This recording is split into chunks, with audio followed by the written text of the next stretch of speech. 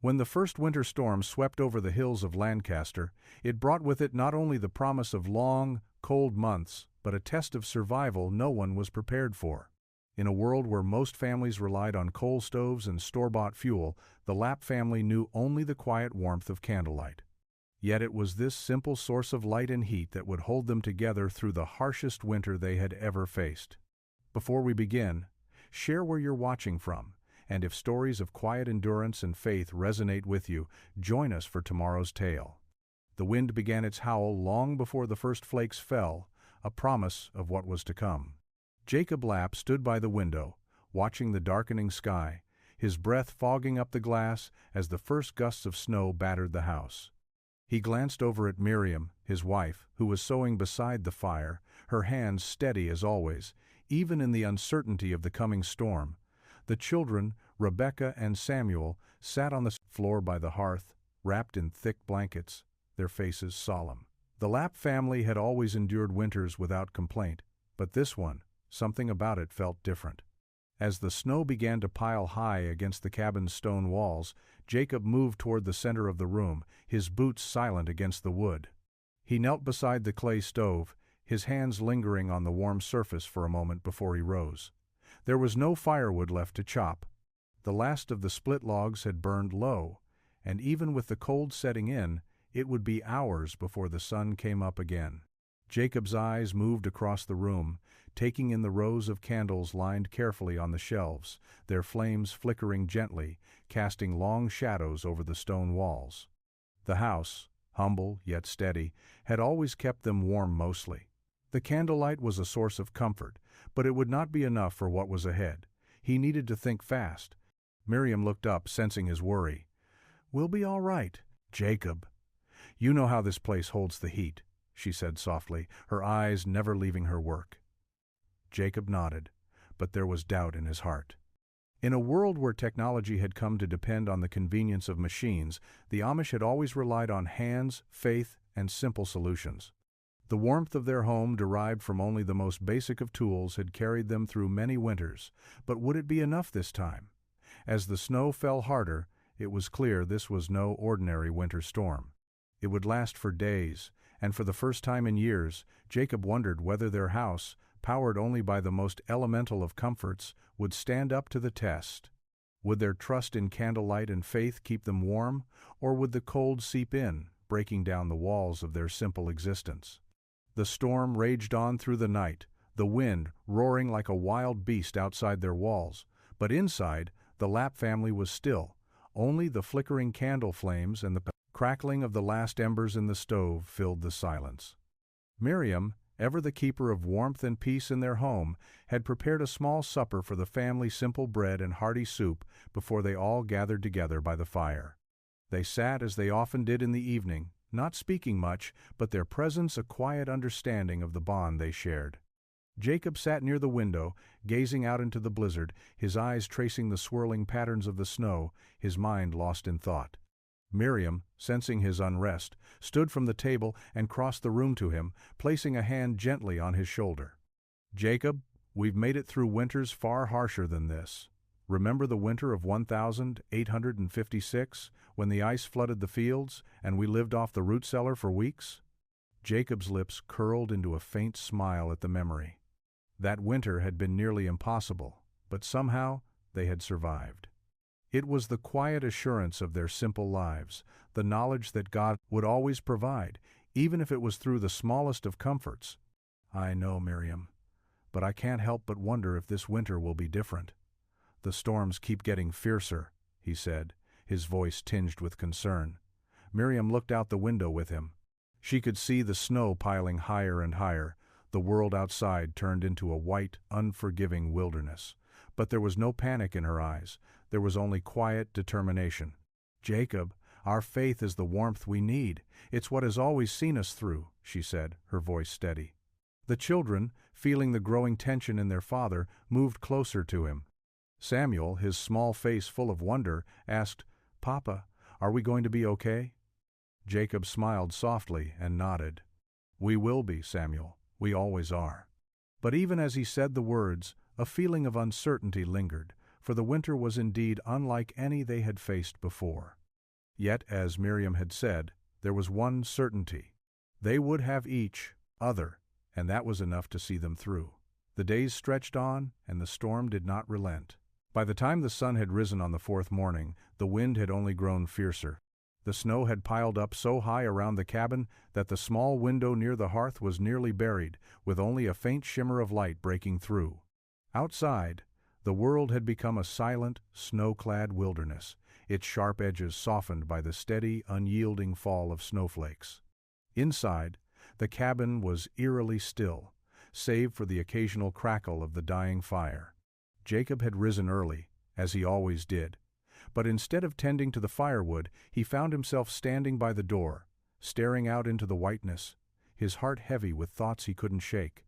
The world had become a distant place, a place he had little control over. The elements seemed determined to prove him powerless. Miriam, as always, moved about the cabin with quiet purpose. She tended to the children, wrapped them in blankets, and kept the candlelight glowing softly in every corner of their home. The warmth from the candles, humble as it was, did its best to hold the cold at bay, but it was becoming more difficult. The house, once a sanctuary, now felt like a fragile shelter in the midst of an unrelenting world. "Papa," Samuel whispered, tugging gently on Jacob's sleeve, "how much longer will the snow keep falling?" Jacob turned, his face weathered and tired, his beard thick with the chill. He bent down and placed a hand on Samuel's shoulder, his voice a quiet murmur. "I don't know, son, but we'll get through it. We always do." Yet, despite his calm words, Jacob's thoughts churned. The supply of candles was dwindling. The firewood had been carefully rationed, but it wouldn't last much longer. They were more dependent on those candles now than ever before. Each candle's flicker became a silent prayer, a small beacon of hope in the growing darkness.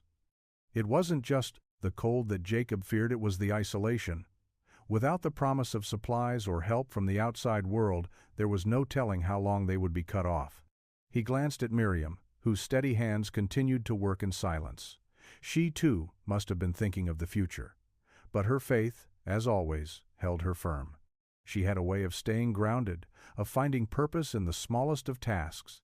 The children were quiet too, as if the weight of the storm had pressed on them, turning their youthful energy into solemn stillness. Rebecca, the older of the two, sat by the window, her eyes wide as she stared out into the swirling snow.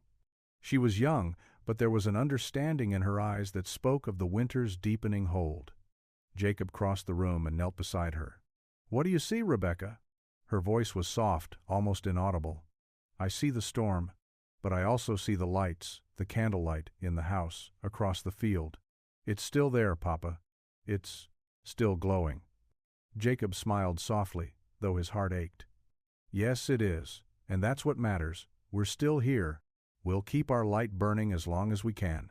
As he stood, he watched the glow of candles flickering through the window, his own light and the lights of others in their community. It was a small, simple thing, but it was enough. It would always be enough. They would survive because they would endure, together, fueled by a quiet and unwavering faith. The days blended together as the storm pressed on, and the Lapp family's cabin became more than just a home. It became a sanctuary of sorts, not only from the cold, but from the world outside. Each day brought its own challenges. The children grew restless. Miriam's hands never stopped moving, and Jacob found himself doing his best to keep the house in order. But despite their best efforts, the cabin grew colder, and the flicker of candlelight seemed to grow dimmer with each passing night. Jacob had never considered himself a man of grand gestures. He was practical, a man of action. But this winter had drained him. The weather, the isolation, the uncertainty, it all weighed heavy on his heart. He knew they were not the only ones struggling, but that did little to ease the burden. He had never felt so alone, even with his family so near.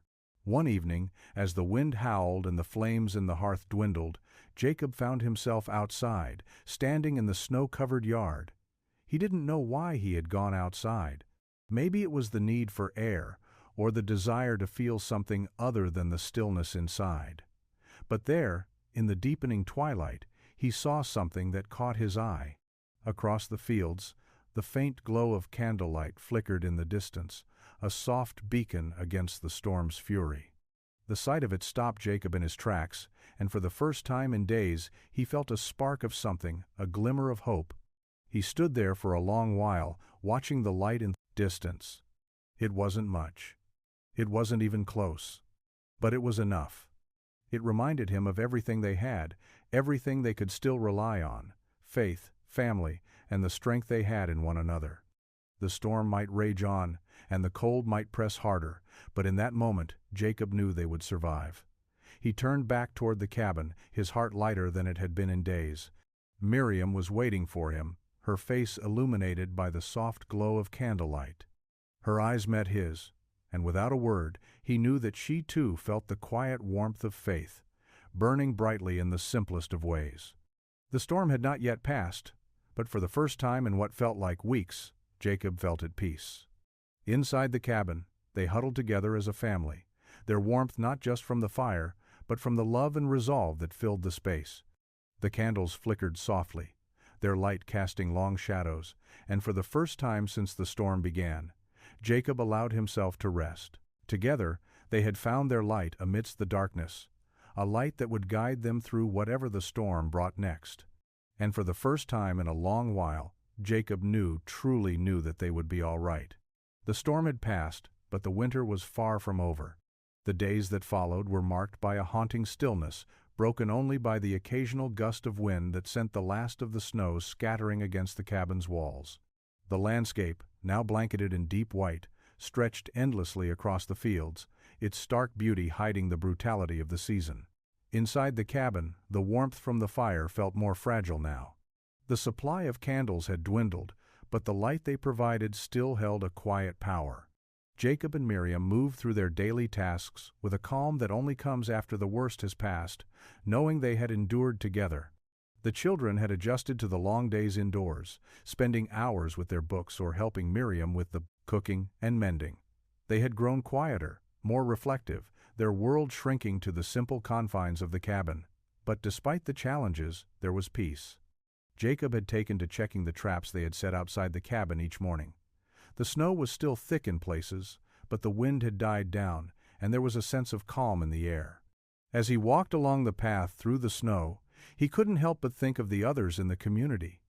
How many had made it through the storm without too much trouble? How many were struggling like they had? It was strange, the way a storm could bring people together, even without words.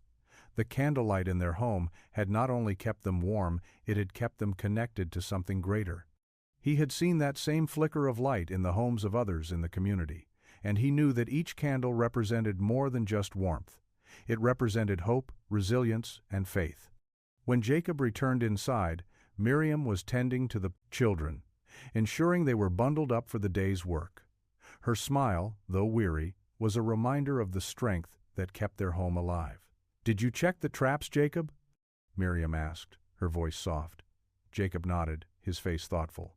"The traps are holding, but it's still cold out there. We need to keep an eye on the firewood, too." She nodded.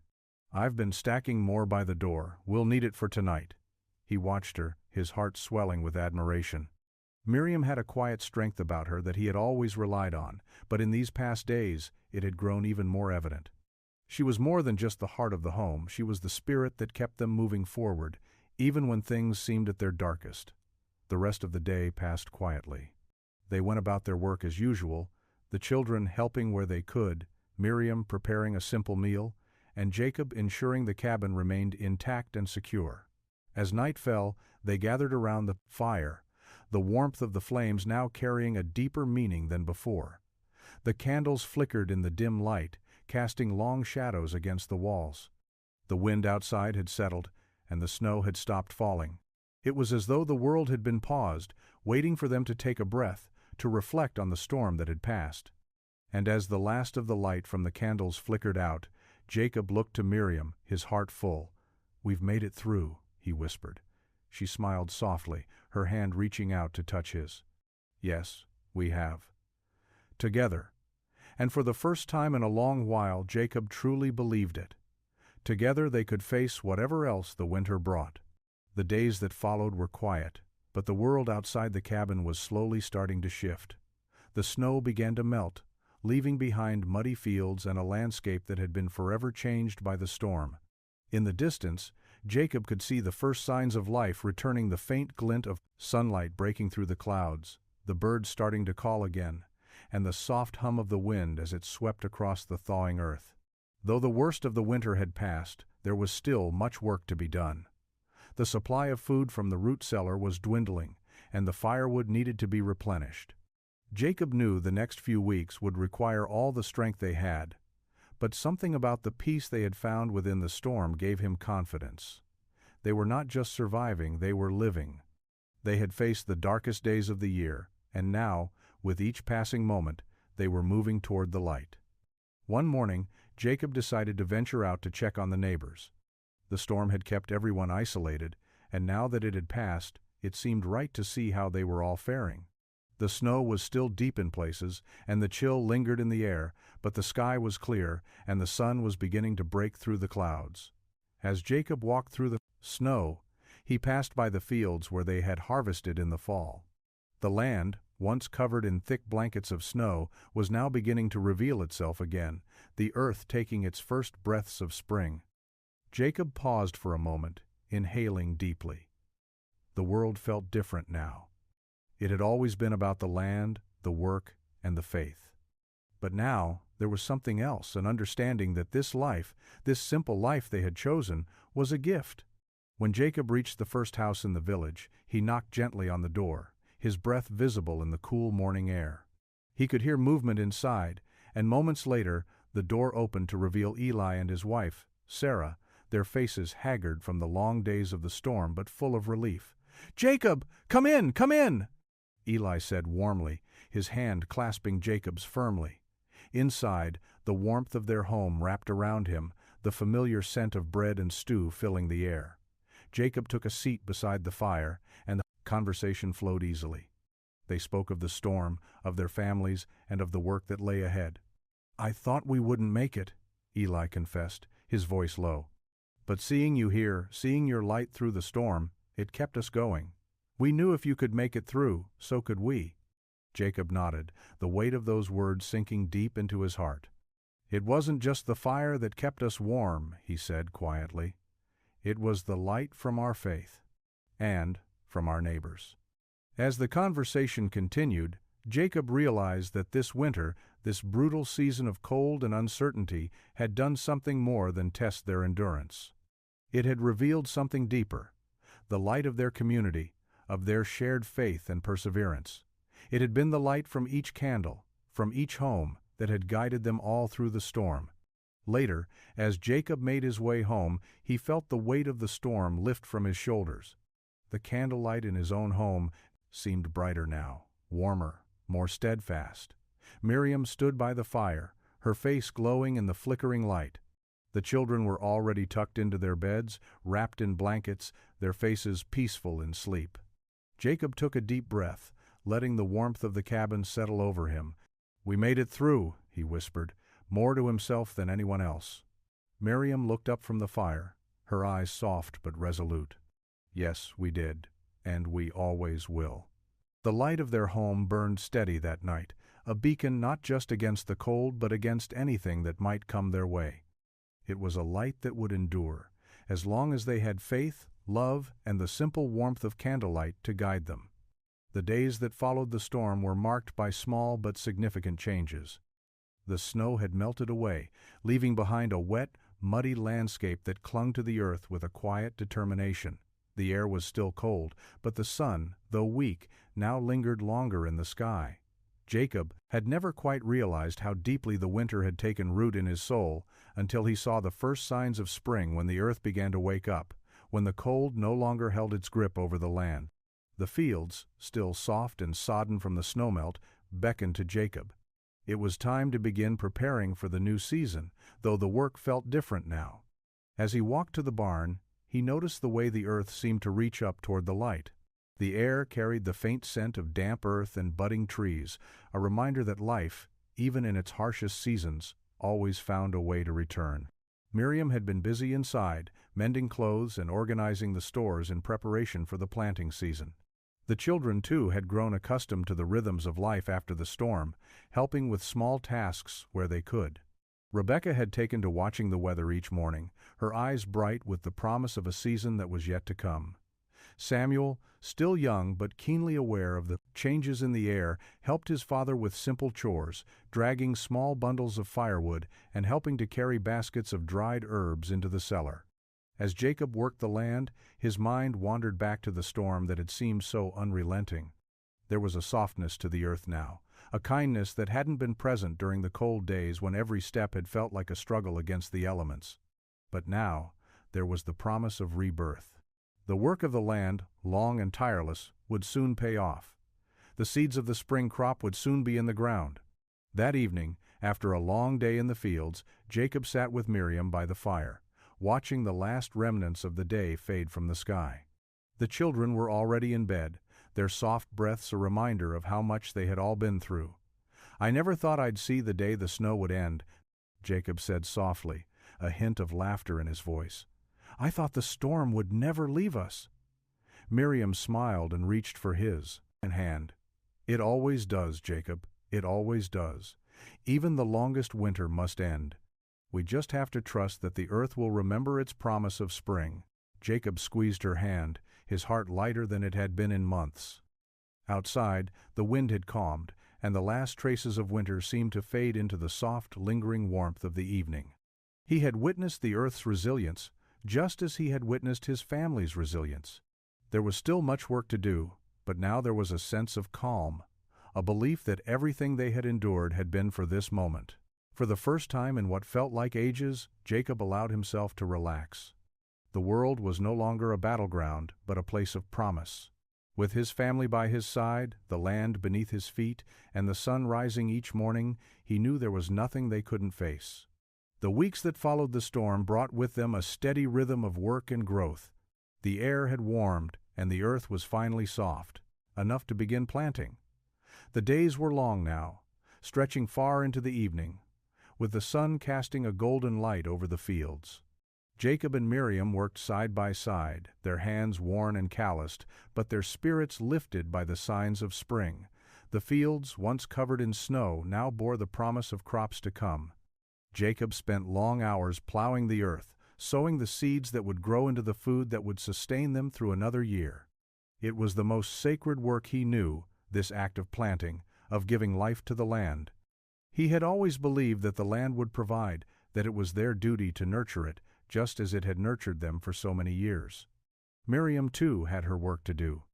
She spent hours in the garden, carefully planting the herbs and vegetables that would grow alongside the crops in the fields.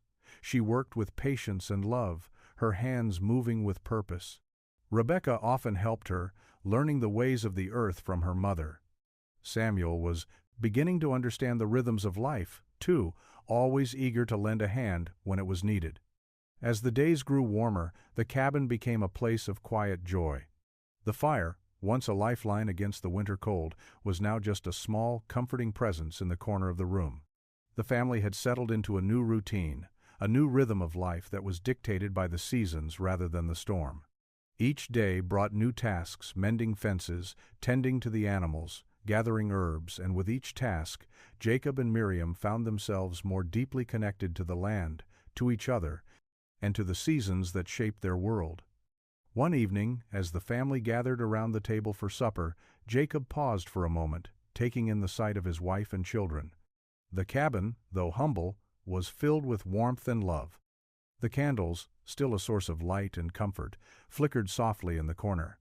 "Look at how far we've come," Jacob said, his voice filled with gratitude. "We've made it through the storm, through the winter, and now we have this new season, this new beginning." Miriam smiled, her eyes shining in the candlelight. "This is our life, Jacob. Each season brings something new, something to cherish, and through it all we have each other. That's all we need." And with those words, Jacob felt a peace settle in his heart. He had always known that survival depended on hard work, faith, and the love of family.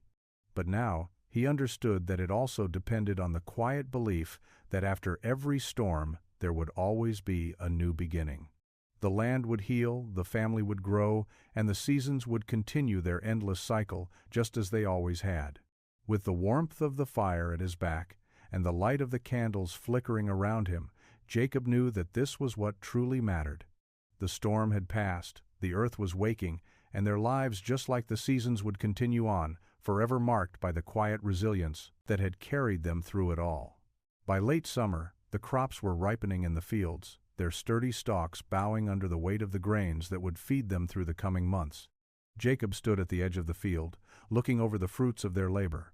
The storm, the long winter, and the quiet days of struggle seemed so far behind now, replaced by the hopeful promise of the harvest. Miriam stood beside him, her hands resting on the small bundle of seeds she had saved from the previous year. "We've done it, Jacob," she said, her voice soft but filled with pride. "The land has provided, just as it always does." He nodded, feeling the weight of her words. They had worked tirelessly, their hands calloused from the soil, their hearts lifted by the warmth of the sun. The long winter seemed like a distant memory now, the darkness of the storm replaced by the vibrant green of the crops that stretched toward the sky. The children had spent their days helping in the garden, learning from their parents the value of patience and hard work. Samuel had become skilled at harvesting the beans, while Rebecca had taken to gathering the herbs and vegetables for the family meals. They had grown, just as the land had, and Jacob couldn't help but marvel at the resilience in their young faces. Later that evening, as the family gathered around the table to share their meal, Jacob couldn't help but reflect on the journey they had taken. The hardships had brought them closer, and the bounty of the harvest felt like a reward not just for the land, but for their unwavering faith and effort. As autumn settled over the hills, the Lapp family prepared for the colder months, knowing that they had enough food and warmth to see them through. The candles still burned brightly in their home, a symbol of their journey and the quiet faith that had sustained them. Jacob sat by the fire one evening, watching the flames flicker, his mind filled with thoughts of the years ahead. The storm had come and gone, but its lessons remained. It had taught them the value of patience, of simple things, and of trusting in each other and in the land. The children were growing, and soon they would take on more responsibilities of their own. Rebecca was already talking about learning to make her own candles, and Samuel had started to understand the deeper rhythms of the seasons. Jacob knew they would continue the legacy of their family, passing down the wisdom of hard work, faith, and resilience. Miriam sat beside him, her hand resting in his. "We've built something here, Jacob," she said, her voice full of quiet pride. "Something that will last." Jacob smiled, looking around their humble home, knowing that the true legacy was not the land or the cabin, but the love and strength they had nurtured within it. The candles flickered once more, casting a warm glow over the room. It was the light that had guided them through the storm, and it was the light that would continue to guide them for generations to come. In that simple, steadfast glow, Jacob knew they had created something that would never fade,